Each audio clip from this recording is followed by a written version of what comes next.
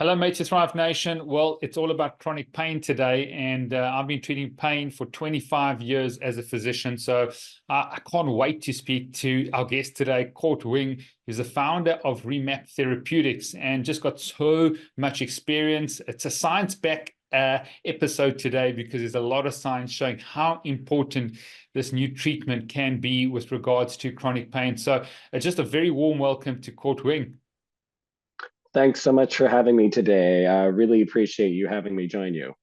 Brilliant. Just give us a short sort of backstory on, what you're doing, who you are, and how you got into this field. Sure. Okay. I'm the founder of REMAP Therapeutics and the co-founder of the Psychedelics and Pain Association. I have a 30-year background in performance and pain treatment, both as, one of the co-founders of the very first CrossFit in all of New York City, and then one of the very first Z Health certified master trainers in New York, first in state.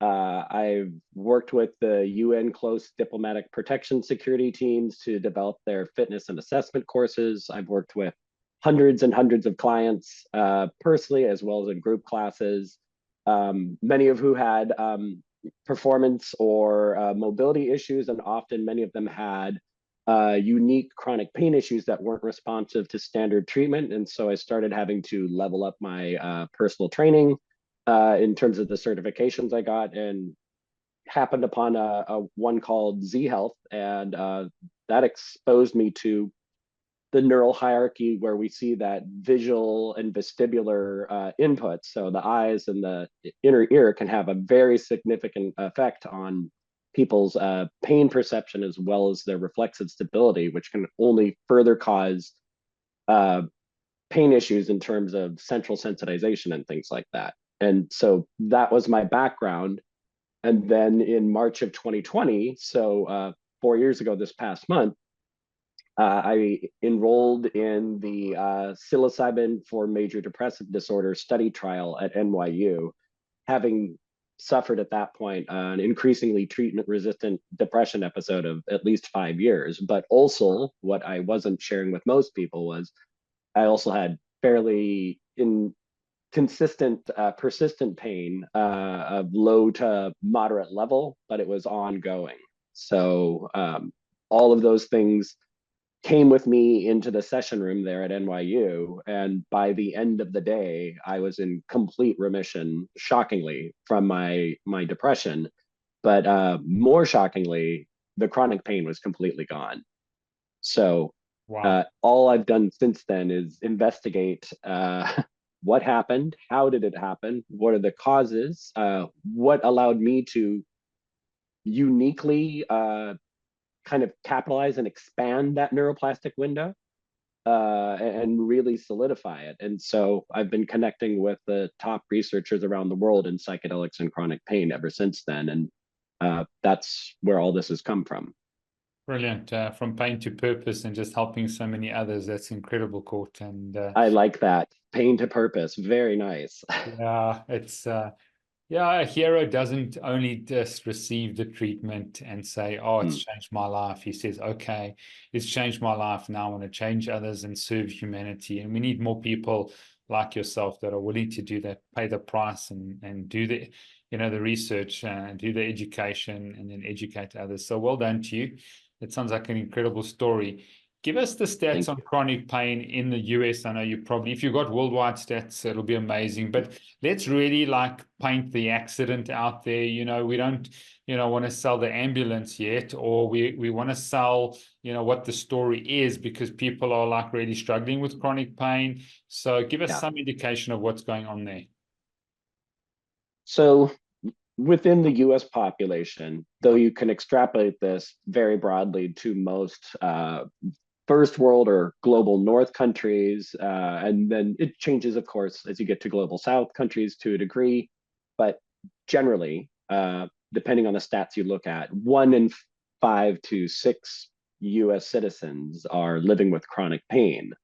And 1 in 14 of them, 1 in 14 overall, I'm sorry, have high impact chronic pain, where it's so debilitating that their daily life and quality of life is compromised. We see this broadly applying to Europe and other similar places like that. But certainly, it wouldn't be hard to see that happening just about everywhere. Sure. And what do you think the reasons are? I've been a physician of Chinese medicine, acupuncture, 25 years. I do a lot of injection therapy, prolotherapy, neural Right. prolotherapy, a prolozone. So I've treated a lot of pain in my life. And it just seems that it's escalating to another level. And maybe you can sort of give us some pillars, reasons why is it emotional, mental, physical, what's actually happening, with the neurobiology of chronic pain. So, as we know, chronic pain is incredibly contextually dependent. If we look at it in someone's social milieu as well as their environmental circumstances and their genetic background, development, things like that, there's so many contributors and confounders. But if I were to try and narrow it down, you've caught me there. I would put it on neuroinflammation. I think is very, very significant.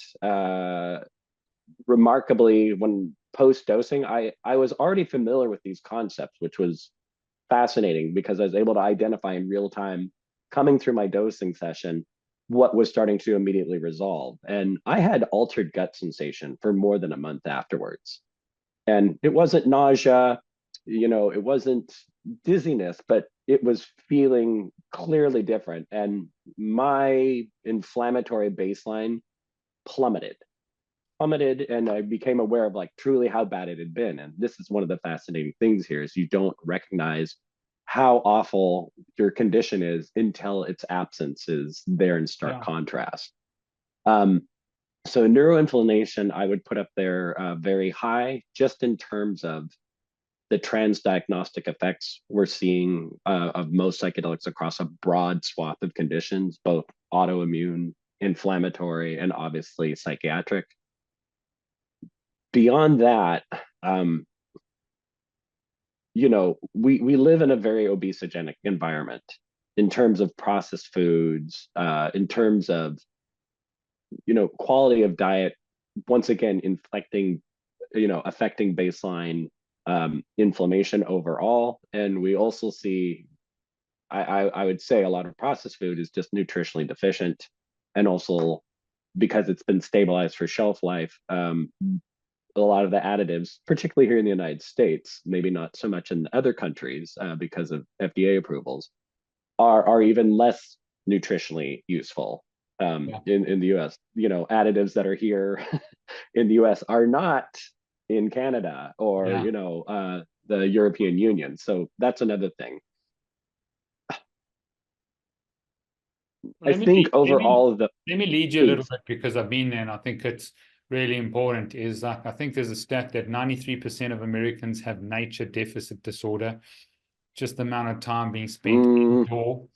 I think the environmental factors and I'm just with radiation, lack of sunlight, lack of grounding, and my audience and my viewers are quite educated in this, but I don't think they put it in context of chronic pain. So when my team reached out to you, it's the chronic pain. People we've spoken about cancer and cardiovascular, but what about the person who's not suffering with one of the big four horsemen of cancer, cardiovascular disease, neurodegenerative conditions, or metabolic, but now has chronic pain? But hold on, actually, you're not going to die. You're just going to suffer. You know, it's right. like, Yeah. it's a weird thing. And so let's talk about environment as one of the reasons, which I think from young is causing significant issues with sort of the understanding or the perception of pain and just the pain mediation that I think has changed because of that environmental factor.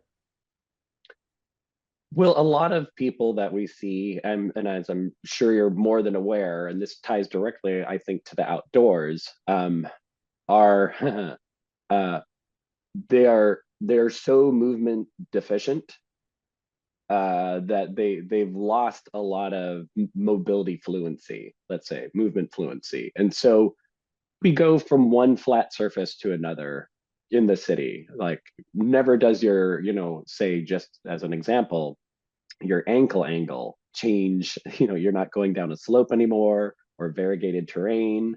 You're not going up. It's just one flat surface to the other. And there are receptors down there around the joint beds, these very dense neural receptors that are responsible for creating signaling to the hip musculature as well as reflexive stabilization. And it just becomes very small in its range of responses. And so over time, if we look at sort of the use it or lose it principle, that's setting in. It's the same thing though with exposure to outdoors. We have so much more rich information coming out there. And we've previously, in the past, I'd say era, we talked about nature exposure in terms of its psychological effects, but I think in terms of what it does to the visual system as well as the vestibular system, it's once again this very small range of responses that get codified around that. And so, just in terms of, say, convergence dynamics with your eyes. So, lots of people have what's known as a convergence insufficiency because all we're doing is sitting here and looking in our room and then back to the screen. And it's a very, very short range of focal accommodation. And yet, I'm trying not to geek out, I swear. And yet, if you look at the nuclei that are responsible for your eyes converging and diverging, if you look at the nuclei, they're right back there in the midbrain, directly adjacent to the periaqueductal gray, which is the last common pathway coming out of the brain into the spinal cord that's responsible for descending inhibition or inhibiting pain that's rising up from the spinal cord. And so once again, having this narrow range of responses, when they're adjacent to each other, they act on one another. So there's a lot of people that can be responsive to visual exercises. And a lot of times we see people, they're trying to get manual therapy, they're trying to get something done in terms of proprioception on their body. And it works as long as it's done to them, but it's sort of a passive reception of that therapy. And if the issue is your visual system says horizontal is 5 degrees to the right, but your vestibular system, and I'm not limiting it only to those two systems, but your vestibular system horizontal is 2.1 degrees to the left, your body is going to compensate because prioritizing accurate prediction is just the top priority for your nervous system. So your body is going to compensate to execute that stable sight picture. That's just one thing. And I think also being devoid of exposure to nature, it's really a kind of a poverty. It's a horrible poverty. And I grew up in the Northwest, Pacific Northwest, around Seattle. I used to be able to drive for 45 minutes and then hike up to waterfalls, trail run, just endless mountainscapes, beautiful trees. Not so much here in New York City. It's lovely, Central Park. You think you got more dysfunction there from depression and, you think chronic pain, the stats show that in modern day cities is far greater than people living out in sort of nature? I had very unique and trying circumstances in New York City. I'll just say I was in an incredibly toxic work environment, like beyond toxic, and it certainly left me with PTSD at the time. So I had a ex-business partner committing a Ponzi scheme. It was awful. Okay. Right. And then my best friend in the world, the person that I mentioned about the UN who brought me in for the close diplomatic security, died of cancer at the age of 43 after I'd rehabbed him from going cancer free. He just got it again. Yeah. So, but cities can be very isolating when you're around so many people because I think some people thrive in crowds, but really I think that type of density makes people need to retreat into their homes, need to have some space to decompress a lot from that level. I don't think we evolved to be around that many people all the time. That's just my personal take. But there's a sameness. Once again, it's a sort of narrow range, right?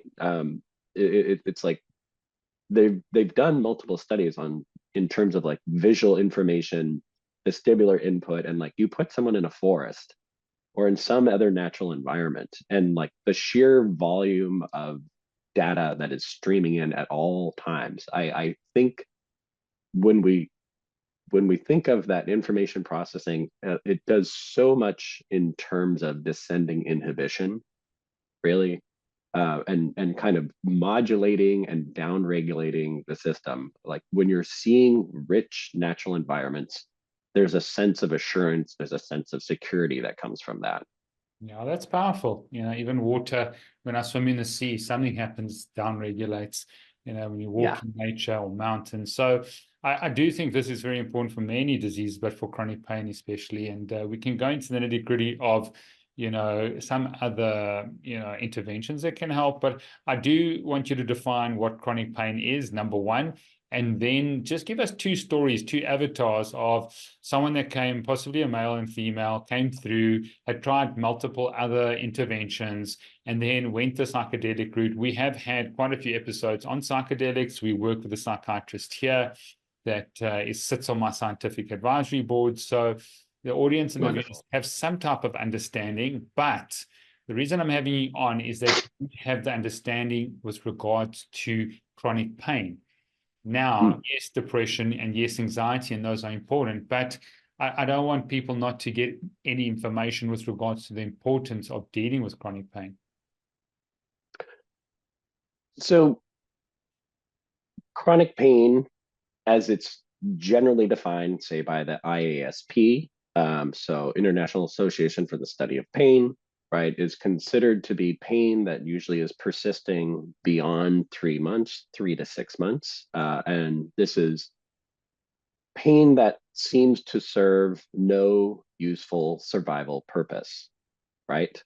And so it can be in the expectation or fear of tissue damage, you get this pain signal. It doesn't actually have to be tissue damage happening. It doesn't actually have to be, you know, something that's directly physically contacting you. It's the threat of pain. And for a lot of people, we're still operating with this Cartesian model of pain, which is like 400 years old, where it's like, okay, you see a cherub, its foot is in a fire, there's a nerve running up its leg that's sending a signal of damage, and that goes somewhere to a pain center in the brain, but this is completely wrong. So pain isn't a sensation that's an input ascending the spine to the nervous system. Pain is actually it's not a sensation, it's a perception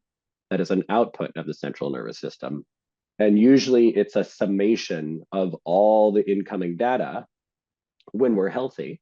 It's usually a summation of all the incoming receptor data from our body. It travels through the thalamus, projects to multiple structures in the brain, and then a conclusion is made. It's like, is it safe? Is it not safe? And then how should we react to this depending on the context? What's threatening to a kindergarten teacher is not threatening to a Navy SEAL, right? So then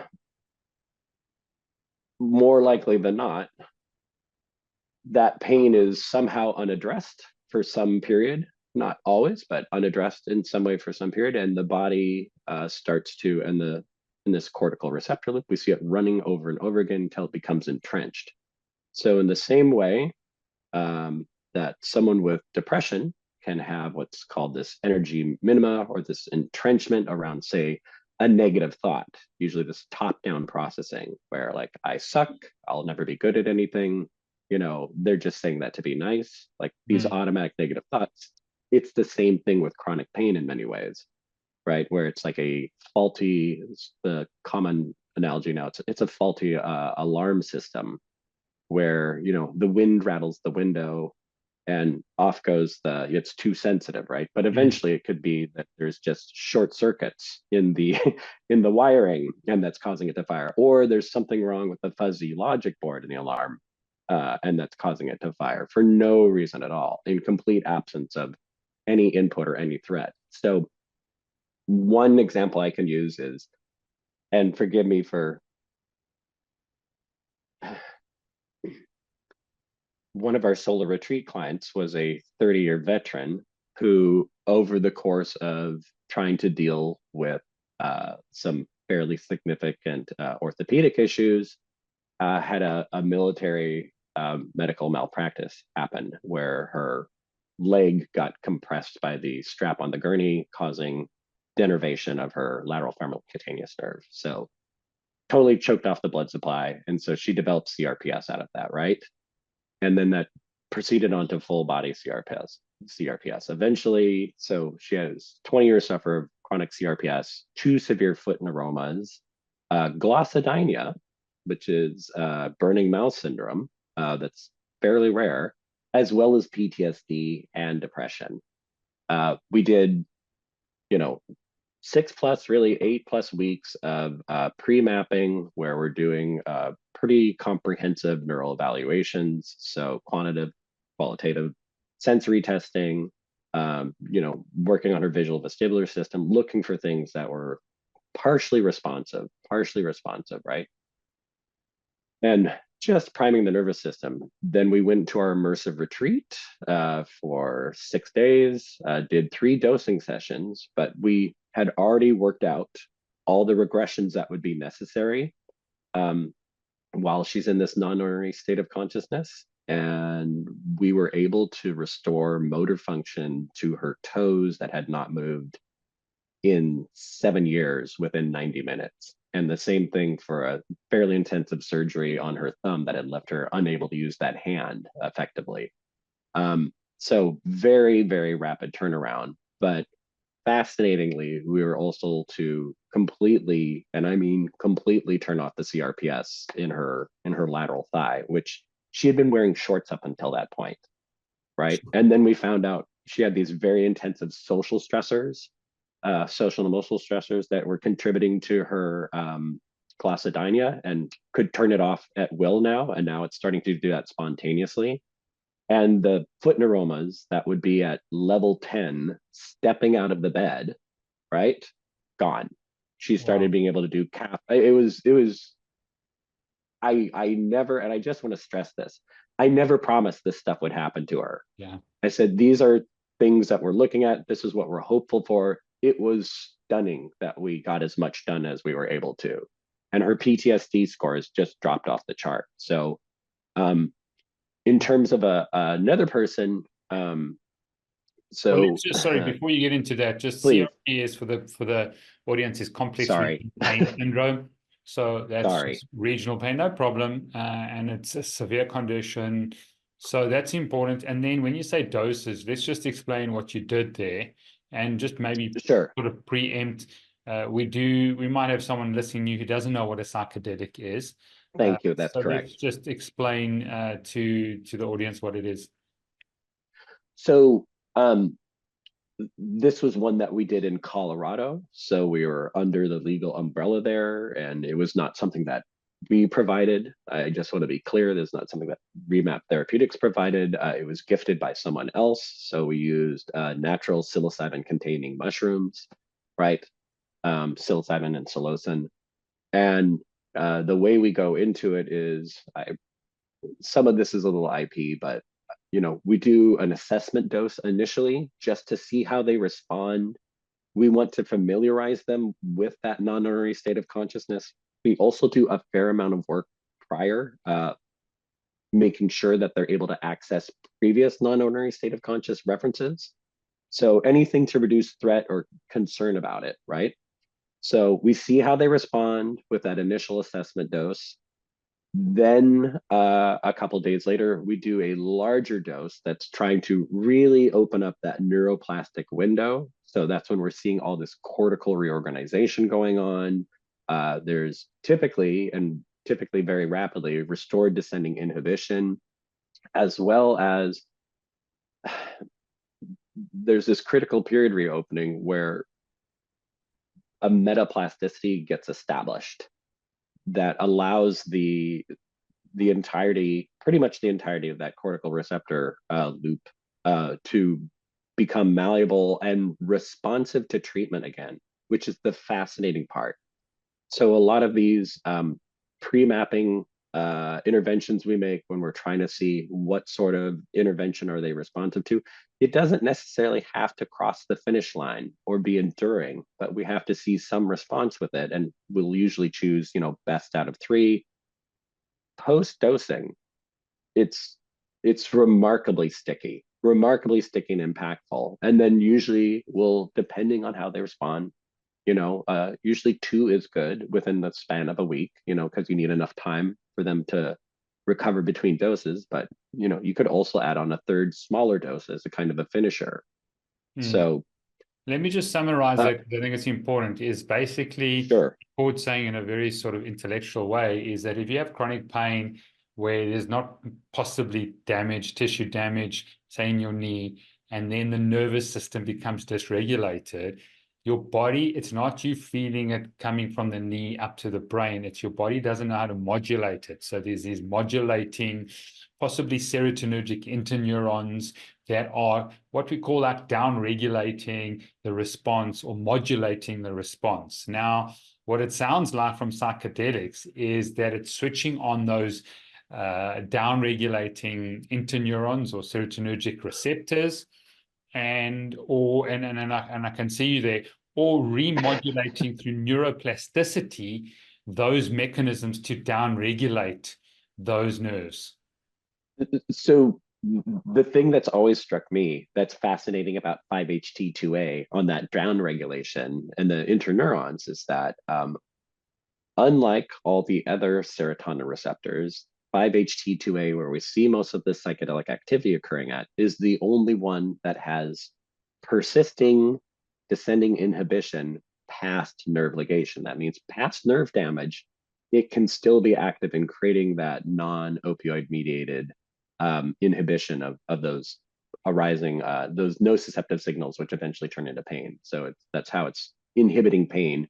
And it seems to be happening in all the tissue throughout the body, because 5-HT2A is so widely distributed. There was a new paper that just came out like last week on mitochondrial interactions with serotonin transport, and seems to be directly affecting both ATP, which is the energy production within the cell, and also on whether someone perceives themselves as having a feeling of energy or vitality or endurance. Wow. It doesn't, yeah, it really, yeah, it blew my socks off. And are you suggesting then, if it's in the whole body, I've never thought about this, you get obviously CBD creams in there. So you're saying there could be a psilocybin cream and you put it on the dysfunctional nerves, and you could then apply it, and then it can have some type of, like, let's take the lateral femoral cutaneous nerve, a common one, or even the common peroneal is injured significantly, even trigeminal neuralgia, so now you've got trigeminal neuralgia. It's like, so, I mean, this could be a local application that you're talking about. There's so much I want to talk about right now. It's one of the highest expressions of serotonin receptor density is within the gut, right? If you look at a paper called Seeking the Psychobiome from, I think it was University of Cork, that came out about a year or so ago, right? The number of precursors there to neurochemicals that's produced in the gut is just vast. And psilocybin, and specifically on the 5-HT2A receptor, is interacting down there. And I believe there is very strong evidence that it's causing changes in immediate early gene expression.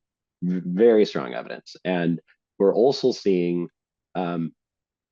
so right now we're very close to publication of a case study involving a woman who had long COVID, fairly intractable long COVID.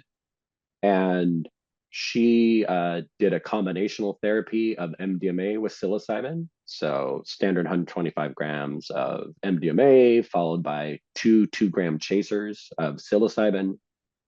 within 5 days. Within 5 days, she was 80% better. And like she had severe brain fog, so myalgic encephalopathy, very severe. She was an academic. She was used to reading 8 hours a day, heavy, dense, technical work. She couldn't read for 5 minutes without having to recover for hours, couldn't swim anymore, had no idea where she was, wandering from one room to another. Pretty intensive joint pain in her hips bilaterally. Sleep was just destroyed, and very, very intensive headaches. This very intensive COVID headache. All of that disappeared over the space of roughly 24 hours and only got better over the next 5 days. Wow. So it's not just, obviously the central nervous system regulates all of that, right? But it is a body-wide activity, I believe. I think when we're looking at immunomodulation, when we're talking about neuroregulation, and clearly something's going on with hormones. The thing to remember is that psychedelics in general are potently anti-inflammatory. And they're not just suppressing inflammation, they're homostatically regulating it. So if you give psilocybin or psychedelics to someone who's a healthy normal, we don't see much change in their inflammatory regulation. But you give it to someone who's sick, you will absolutely see that going down, but then it'll stop before it gets to baseline. So what about the local application of putting it in a cream that has sort of less?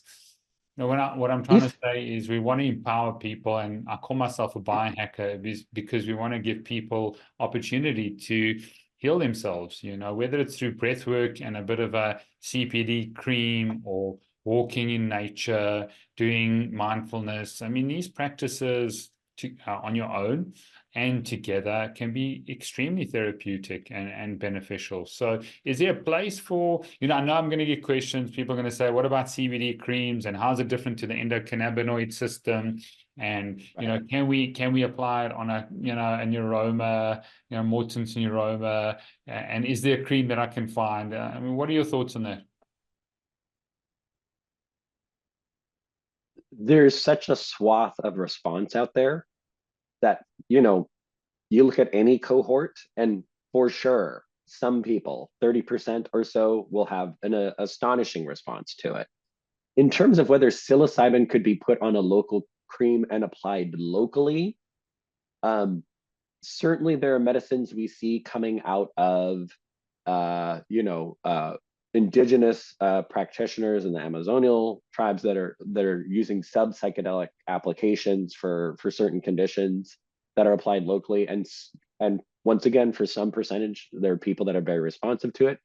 In terms of our modern context, I have not seen a lot of discussion around people applying psilocybin locally via a cream, though certainly I don't see that not being possible.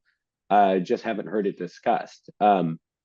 Most of what I've seen is usually through gastric application. Now that's problematic for people that have very difficult, gastrointestinal conditions, or maybe they've had a stomach removed, or colonectomy or something along those lines. But even still, we are seeing some of the, say of it what you will, some of the modern drug development, they're trying to come up with these pre-gastric applications that are either done nasally or by IV or something like that, but I'd love to see a cream or something like that applying it.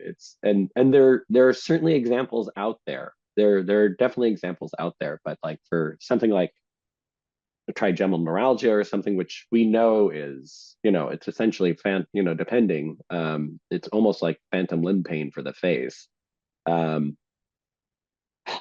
Sorry, I'm thinking of someone. It's more often than not, it's going to be something they ingest.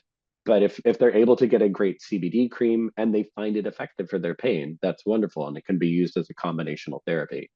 Yeah. So you when you say doses, you're talking about gastric doses that you give to people.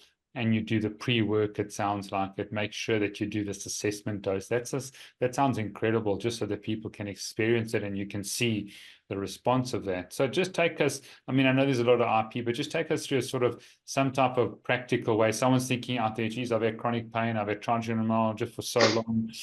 What is the process Right. that Cord takes his clients through? So just to bring up an example, the one thing I would stress here is that there are many people who will be able to take psychedelics in a kind of a standard format, lying on a couch with nice music, dark, maybe eye shades or something like that, and they'll find it's effective. They'll find it's effective for their chronic pain. If you look at, say, Cluster Busters, organization that's largest advocacy organization for people with cluster headaches, right? And they've been innovating and developing the use of psychedelics for cluster headaches, most painful condition known to medicine, right? For more than 20 years. Generally, they're doing relatively low doses and they're doing it by themselves. But that's almost seen as a kind of a pain that's more like a neurological dysfunction than what we consider to be classic chronic pain. I think, based on the evidence that I've seen out there, most people who are going to be treating chronic pain going forward with psychedelics, it has to be done in combination with an adjunctive therapy. Psychedelics are an impact booster for neuroplasticity. And so many of the interventions that we're doing within the rehabilitation world are done deliberately to to create neuroplasticity, to create somebody's pain perception or their movement function or something like that. So contractile mapping, what have you. So the best example I can offer is, what does that look like, is actually from the 2018 paper of V.S. Ramachandran and Albert Lin, which was using high dose psilocybin therapy in combination with mirror box therapy to treat intractable phantom limb pain. So Albert Lin, National Geographic photographer, explorer, also a graduate student at UCSD, where the Psychedelic Health and Research Initiative is. He lost his limb in a rollover accident, or is severely mangled. They decided, okay, we're going to electively remove this leg, and we're going to put on a fancy new hybrid leg, he's going to go run the Olympics or something like that. As soon as they removed his leg, unfortunately, immediate intractable phantom limb pain. And what most people don't understand about chronic pain like this is they don't have a reference in their normal life for how severe and bizarre it can frankly be. And so he tried mirror box therapy. The Discover famous neuroscientist, V.S. Ramachandran, is there at UCSD and discovered mirror box therapy, where someone with a limb loss holds a mirror over their stump, right, over the residual limb, reflecting the remaining limb, right? And because the input of the visual system is so predominant, it's actually able to quell those pain outputs. Wow. Wow. Right? Wow. You Wow. look at that reflected image, and there's ways that you have to do it. Like you have to kind of do it in this gradation of slow exposure, right? But it worked for him as long as he did it. The pain would go away, but as soon as the mirror would disappear, the pain would rapidly return. And then he tried taking high dose psilocybin, likely had heard both from his personal doctor, Dr. Timothy Furnish at the time, as well as hearing about cluster busters using high dose psilocybin for treating cluster headaches, right? It's one of the only things out there that will abort a cluster headache. One of the only things that will prevent a cluster cycle is psilocybin, right? So he does that. The pain disappears, for like completely disappears for, I think it was 12 to 14 hours. But then it came back as he came down, right? And his wife, I believe it was his wife, suggested, why don't you try the two of them together?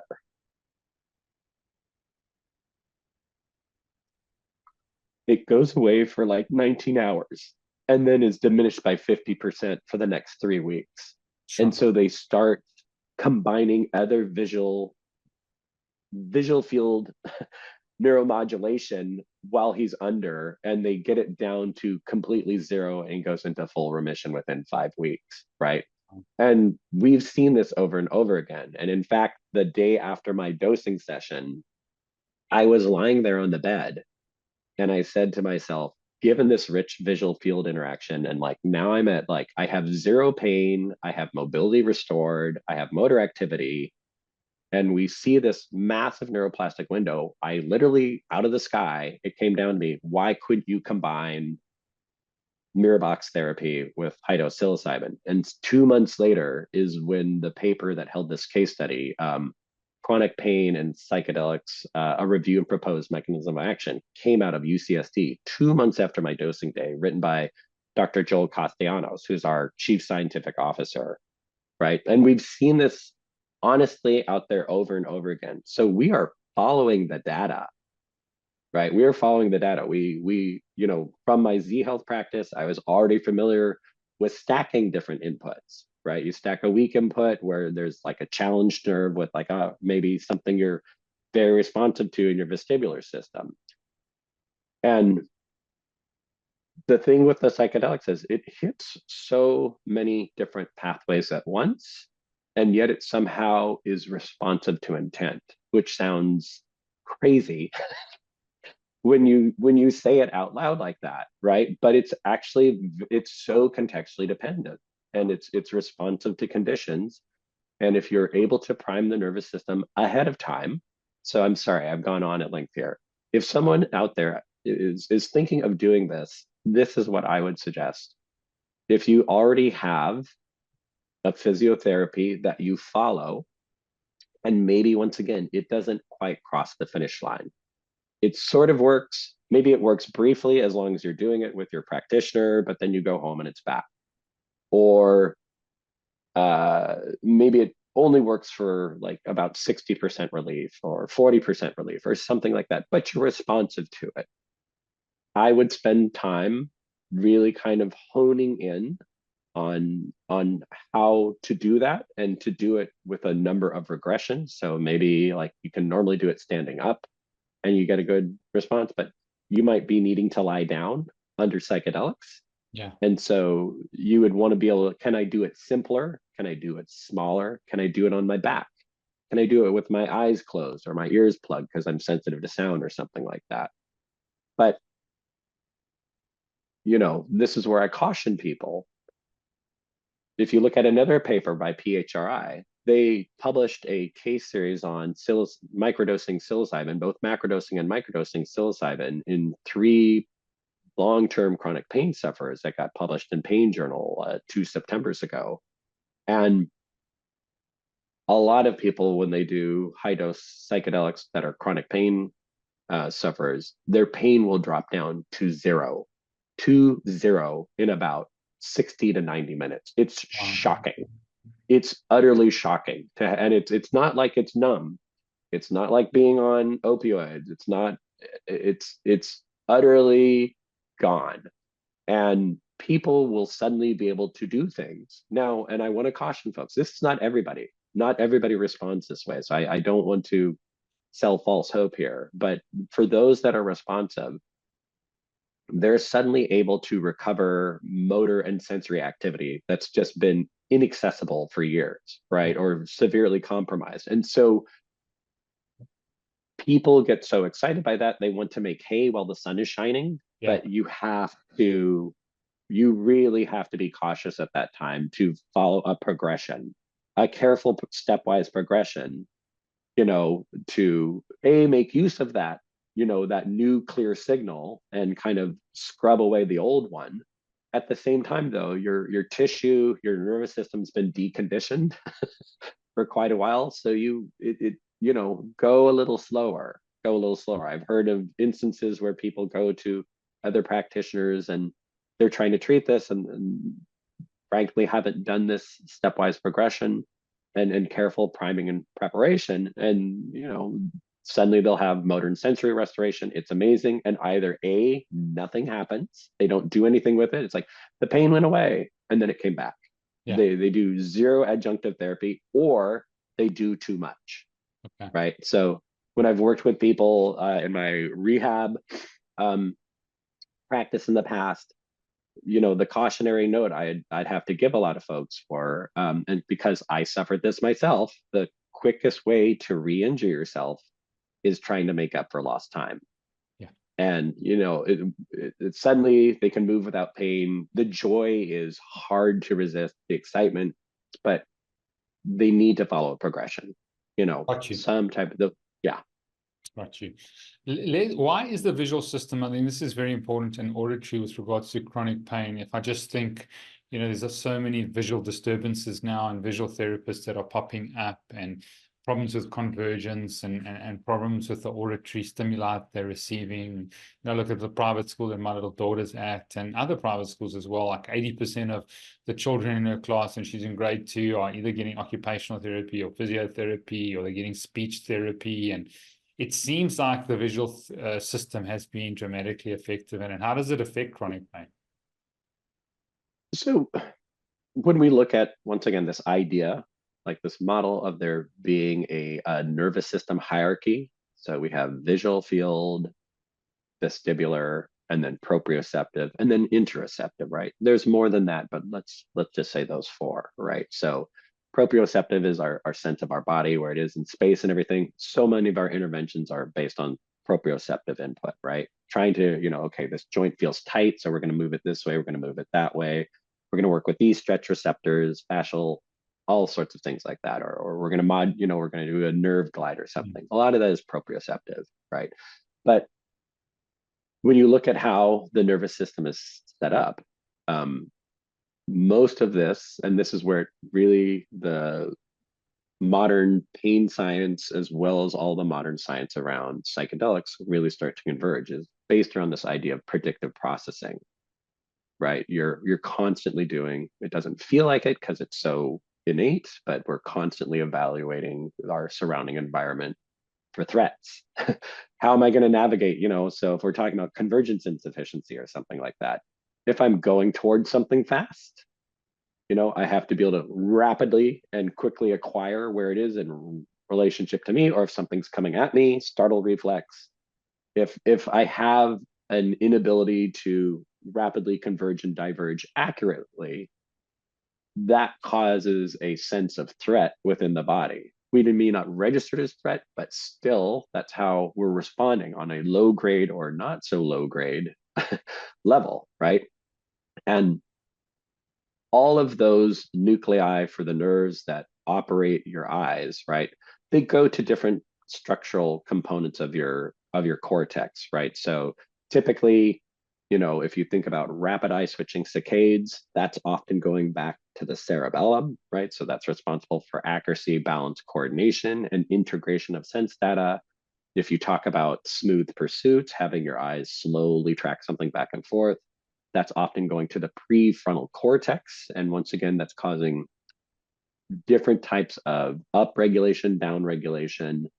The other thing is, like, if you're talking about near far focal accommodation, once again, that typically, we're either talking about the superior colliculus up in the prefrontal cortex, or we're talking about back here in the mesencephalum in the midbrain. And it's often, what are they adjacent to? What are they adjacent to? So once again, in this reduced visual environment, it's like the way we probably all developed, in nature, right, is like moving through space a lot. Bending, picking, reaching, chasing, running, and having to do a far more variegated amount. We have these incredible devices now, and they've got these incredible visual components, but it's a poverty of visual input. So a lot of people who often are not responsive to some type of manual intervention, if you do an assessment on their eyes and you find that they have some type of deficiency, bless you, have some type of deficiency or a deficit, and you do a corrective drill for that, and then you stack it with the previously ineffective manual intervention or mobility, it's once again, it's this impact booster for that intervention. And we'll often see that in a very similar stepwise manner for the vestibular system. So a lot of people, they're, like I said before, their inner ear and what their eyes are telling them, they're not in agreement. So it's just this low grade anxiety. And because that causes structural changes, we see over time degradation of function. There's huge, wonderful amounts of compensation that the human nervous system can provide. And most of the time, a lot of people have those issues. And it doesn't necessarily manifest in chronic pain. But for those that it does, who have sensitized nervous systems or whose nervous systems have become entrenched around that pain output, the novelty that doing a corrective drill for the eyes or for the vestibular system, it's updating the model that your brain has had around a given area. And so because you create that update, you have a much clearer signal, which is creating much better predictive outputs. That's powerful. I mean, being in this game for so long and just looking at visual therapy and how important the eyes are and how important this auditory system. I mean, you've put some language to it, and I'm sure you've got a lot of education on it. I think you definitely need to give the links, and people that have been stuck with chronic pain, one of the keys to open or to help modulate could be the eyes and the ears. In this crazy world of stimulation, the amount of stimulation we get in one day is akin to someone in the 1400s got in their whole lifetime. So that's what's happening, just with the frequency, the radiation. We've got so much to talk about. But I do want you to give a message of hope out there for chronic pain, because I think there's a lot of people that are disillusioned. I think pharmacologically, there's some limitations. People often don't tolerate it well, or it has significant side effects to just their function. But a message of hope for people listening out there, and then just where people can find you. I know you got some courses. I think just speaking about, psychedelics and the different systems that can help, I think can educate a lot of people. So this is coming. This is absolutely coming. The research into psychedelics and chronic pain in the Western context has been ongoing for at least 90 years since 1930. And that was also another phantom limb pain study that keeps coming up. But we are seeing strong signal for this in conditions like fibromyalgia, cluster headaches, migraines, CRPS, obviously, phantom limb pain, peripheral neuropathy, long COVID, the list goes on and on and on. Lupus, right? We're seeing people emerging from retreats at Oregon with severe lupus, and it's in remission. And it sounds hyperbolic to say this, but this is what is going to happen as these drugs and these medications are legalized and they're starting to be provided either within retreat context or within medicalized contexts. There will be people going in with severe treatment-resistant depression like I had, or PTSD or something like that, which is also, I just want to make clear, both of those conditions are bidirectional, absolutely bidirectional with chronic pain. But we're going to have general populations going in to get those treated, and some portion of them will come out also free of chronic pain, right? And then two things will happen. Either it won't stabilize and it will come back, right? It will relapse, or they will have like a great response in it and it'll be there, and they'll start to tell their aunts, cousins, coworkers who also have chronic pain. They say, hey, this thing worked. This thing worked for me. And the thing is, we're facing a very large bottleneck of facilitators and people that are both neurologically and psychedelically informed about how to treat chronic pain. And it's different. It is different than psychiatric conditions. And so we'll lose an opportunity there. But the research is out there. the research is out there. There are communities. We are in the process of forming a online community right now through the Psychedelics and Pain Association. So if people go to psychedelicsandpain.org. We have tons and tons of data and studies there to validate this. So we have an online, freely accessible database of all the psychedelics and pain, autoimmune, and inflammatory conditions that have been out there, like going back at least 90 years. We have an online course, very high level overview, specifically aimed at clinicians and practitioners to inform them of how the mechanisms of actions of psychedelics and chronic pain work together. So that's available once again with the top researchers around the globe, people that have been risking their careers, frankly. So Dr. Joel Castellanos wrote this incredible paper. I can't stress this enough. It also is like our lead author on the long COVID case study, right?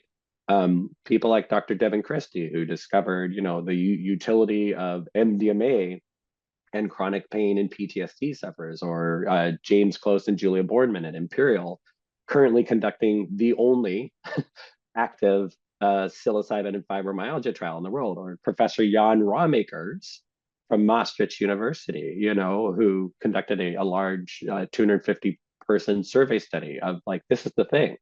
This is the thing. Like, if you look at their study, psychedelics, microdoses outperformed all over-the-counter medications and common meds, including cannabis, and then macrodosing beat everything, including opioids. Macrodosing beat everything. And you can also look back to the 60s and the CAS study of LSD for cancer pain. Sure. Significantly outperformed opioids. Like, these are all out there in the open, and this has worked for many people before. And if you look for the testimonies online, they're absolutely there. They're absolutely there. So I'd encourage people. We have a course online. We're also offering a small retreat at the beginning of June in Colorado for 5 people. So June 3rd through the 9th. People can come to REMAP Therapeutics for more information around that. If you want to join our newsletter at the PPA, Psychedelics and Pain Association. So just go to psychedelicsandpain.org, sign up for our newsletter, view the course. The course is free. I just want to point out it's free. So, and we've had very wonderful partners in forming the Psychedelics and Pain Association with Cluster Busters and with Psychedelics Today. So, it's kind of really an all hands on deck moment. Wow. It's a very Big Ten approach, and we're in the process of also forming Psychedelics and Pain network of professionals that are researchers, practitioners, doctors, physiotherapists, people that are working in clinical universities right now, and we're all coalescing. So there's going to be a community aspect for patients. There's going to be a professional network that we're in the process of building right now, because there's so much work to be done here. So much work to be done here, but this is coming. There's just no way of stopping it at this point. Court Wing, just want to absolutely salute you and blow wind in your sails and declare favor and blessing over you, that you would rise up with much strength, much courage, much wisdom as you navigate this incredible purpose that you have. And what a privilege to have met you, and pray that the pain, the Psychedelic Pain Society just really grows from strength to strength. I've learned a lot, and so hopefully, we can just get psychedelics, stretching out further into other areas like chronic pain, not only for mental illness, as important as that it is, but we need pioneers like yourself, Court. So thank you. I'm sure we're going to be in touch. We will send people to the website, do the course, and I think the more educated and aware people become, the more it'll probably be accepted. So thank you so much. Thank you so much for having me today.